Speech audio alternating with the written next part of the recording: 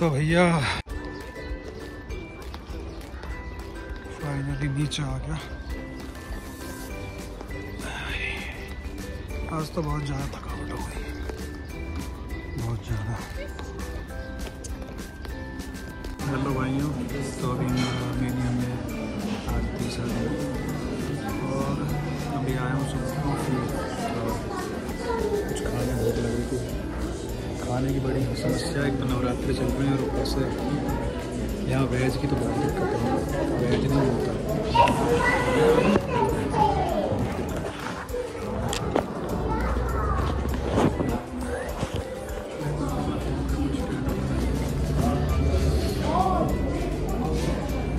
Veg की बहुत ज़्यादा दिक्कत है। वेज जो है हर जगह महंगा है। आपको chicken, non veg, mutton, meat, beef पता नहीं लोग ज़्यादा खाते हैं, वो सब चीज़ें सस्ती हैं। अभी मैंने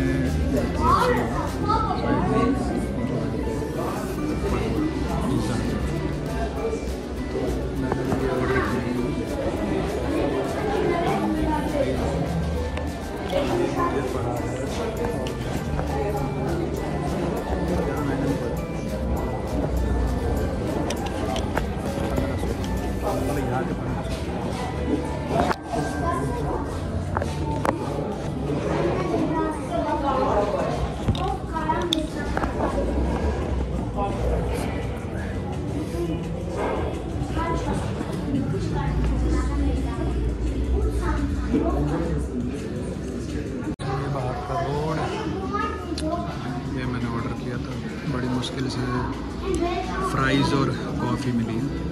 तो ये दोनों चीज़ें मुझे 300 रुपये की पड़ी हैं। ऊपर पिज़्ज़ा हट है, वहाँ पे पिज़्ज़ा मतलब कि मैं बता रहा हूँ कि वेज महंगा है और नॉन वेज सस्ता है। तो मतलब वैसे तो अच्छा है।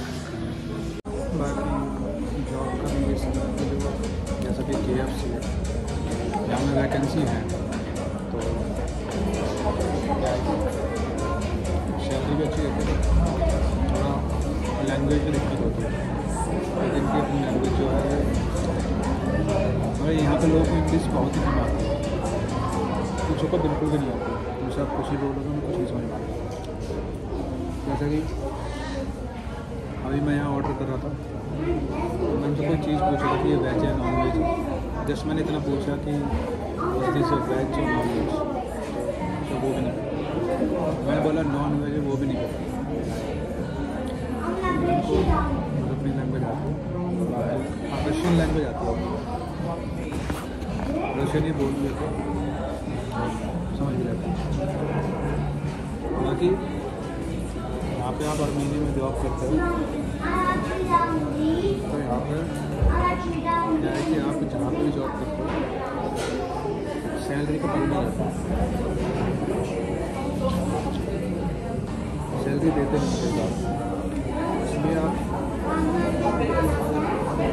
अगर कहीं काम कर रहे हैं तो अपना 15 दिन में 20 दिन में सैलरी ले लें, इतना ज़्यादा टाइम हो फिर आप उस लालच में पैसे दे रहे हैं।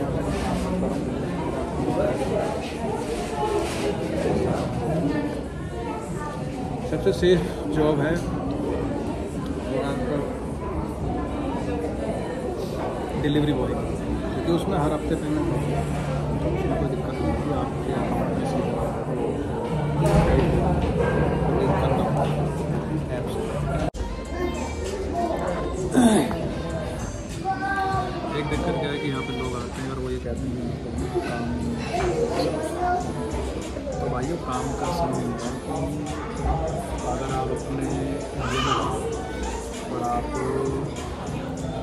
ये यारी दोस्ती परिवार अगर उसे छोड़ने के लिए आप ज़बानी रूप से तो तैयार हो, लेकिन मेंटली और बाई हार्ट आप तैयार नहीं तो फिर मत आओ। क्योंकि हफ्ते 10 दिन में आदमी को ऐसा लगने लगता है कि यहाँ पर कुछ नहीं है, वही वापस क्योंकि आदमी को अपने कंफर्ट जोन की आदत पड़ जाती है, जो कि हिंदुस्तान उसको अपने परिवार यार दोस्त उनके साथ नहीं। भाई से तो आपको बिल्कुल भी सर्वाइव नहीं कर पाओगे। आप जब घर से आते हो तो इस माइंड सेट को लेके आओ कि भाई मेरे को काम करना है और काम करना चाहिए। काम सब जगह है। दुनिया दूसरे देशों से लोग इंडिया भी आ रहे हैं काम करने, इंडिया के लोग बाहर भी जा रहे हैं, तो काम है जब लोग जाते हैं, ऐसा कुछ नहीं।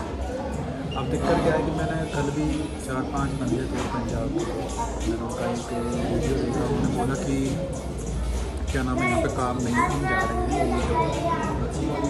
काम तो है भाइयों, लेकिन काम क्या है कि वो उनको 4 दिन हुए हैं, 4 दिन में उन्होंने क्या देख लिया, क्या समझ लिया। टाइम लगता है, नए शहर आए हो, 10 से 15 दिन आपको देने पड़ते हैं, आपको चीज़ें समझनी पड़ती हैं, ठीक है। ऐसे थोड़ी है आपको पता आते ही आप सीधा मिलिट्री में भर्ती हो जाते हैं, ऐसा कुछ नहीं। हम यहाँ काम करना है, काम तो काम है, काम। लेकिन कुछ लोग ये कह रहे हैं काम नहीं। असल में जो लोग हैं जो उधर से आते हैं, पंजाब हरियाणा साइड, मैं भी हरियाणा से लेकिन वही है कि उन लोगों की मेंटलिटी ये होती है कि हमें डोंकी मारनी है, तो वो यहाँ काम के लिए आ ही नहीं रहे, उनको सिर्फ डोंकी मारनी है। अगर आप ये माइंडसेट लेकर आए हो कि आपको डोंकी मारनी है, तो आप ये चीज़ मत स्प्रेड करो कि भाई काम है। वो सब डोंकी मारने आए। मेरे खुद के देखे हुए कई इंसिडेंट है, मैं आपको बताऊँगा उसके बारे में।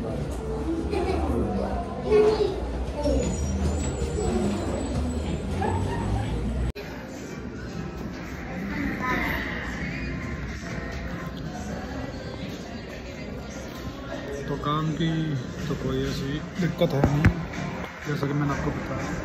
यहाँ तो बहुत लोग हैं, मेरे साथ में भी कई लड़के रह रहे थे पंजाब के। अब उनका मेंटलिटी ये है कि भाई उन्हें डोंकी मारनी है, तो डोंकी मारनी है तो भाई फिर तो आप काम करने आए ही नहीं ना, आपका माइंड सेट ही नहीं है वो कि आपको काम करना है। ये दिक्कत है लोगों की। लोग सोचते हैं कि मतलब कि यहाँ पर काम नहीं है, वो मतलब ऐसा फैलाते हैं, लेकिन ऐसा कुछ नहीं है, काम है। और मेरे साथ भी एक लड़का रह रहा था, पंजाब का था, सॉरी जींद का था। और उस लड़के को किसी ने बोल दिया कि भाई तुम्हें मैं स्पेन भेज दूँगा। वो स्पेन के लिए आया था डोंकी मारने के लिए। तो मैंने उसको बोला, मैंने कहा भाई पहले दिन मुझे मिला, मैंने कहा भाई क्या काम कर रहा हूँ यहाँ पे, क्या सीन है? तो कह रहा कि भाई काम वाम नहीं कर रहा मैं, मेरे को आगे स्पेन देना है। तो उसके साथ क्या हुआ कि जैसे कि मेरे साथ एक लड़का रह रहा था और वो लड़का जींद का था, हरियाणा।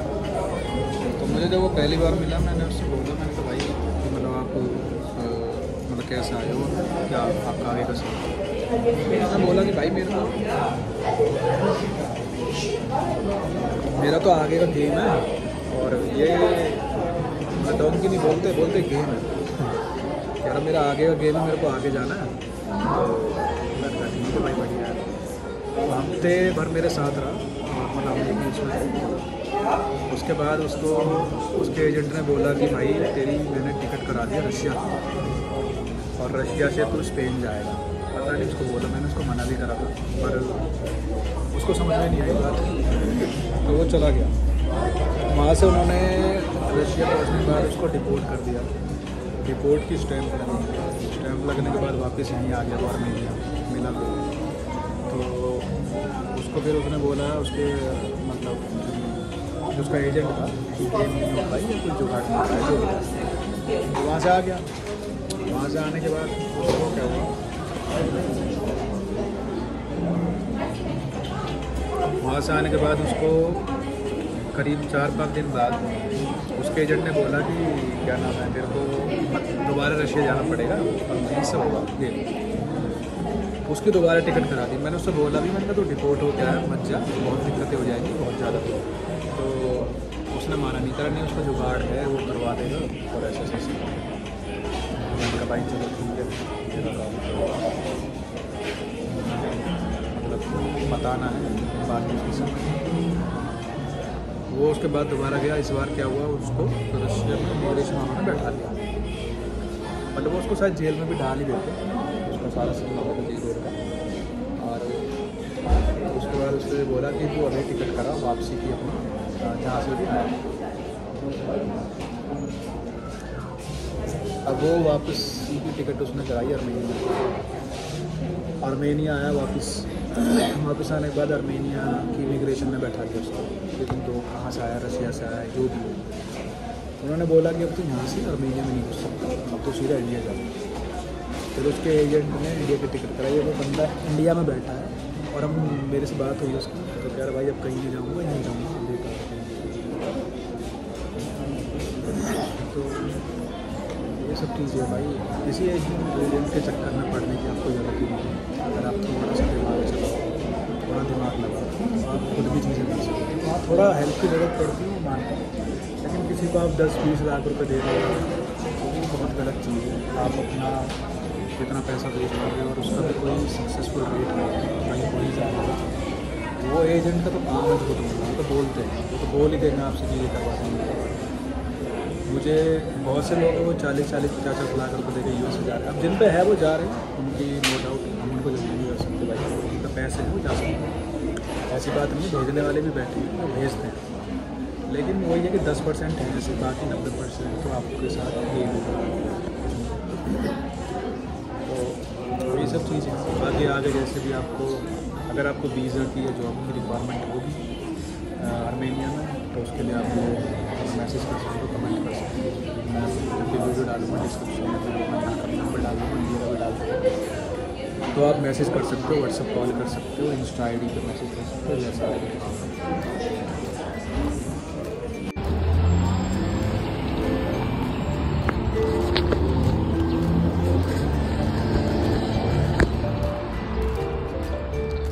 अब आज निकला। मैं सोच रहा हूँ आज भी घूम ही लूँ, क्योंकि अब फिर अगले 2 दिन ना थोड़ा बारिश का माहौल है और बारिश में बड़ी दिक्कत है, ठंड हो जाती है बहुत ज़्यादा। अभी भी ठंड है, तब ज़्यादा हो जाएगी, तो इसलिए मैं सोच रहा हूँ आज घूम के आ जाऊँ थोड़ा सा, तो बस घूमने निकलता हूँ।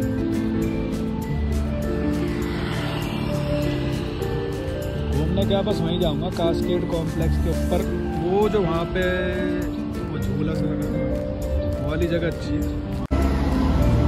तो थोड़ा ऊपर है, सीढ़ियाँ चढ़नी पड़ती हैं, बट वो जगह अच्छी है, मज़ा आता है चीज़ें। और मतलब वहाँ पे अलग माहौल है, यहाँ पे ट्रैफिक ज़्यादा है, भीड़ भाड़ ज़्यादा है, बट कि मतलब ऊपर इतना भीड़ भाड़ नहीं है, ऊपर अच्छा है।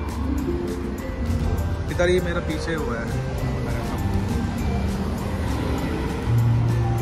मैंने आज जूते भी ऐसे पहने हुआ है, मुझे हैबिट नहीं है ऐसे जूते पहनने की, पाँव में दर्द सा हो रहा, पीछे कट सा रहा है, डर लग रहा है ज़्यादा चलूँगा दिक्कत ना हो।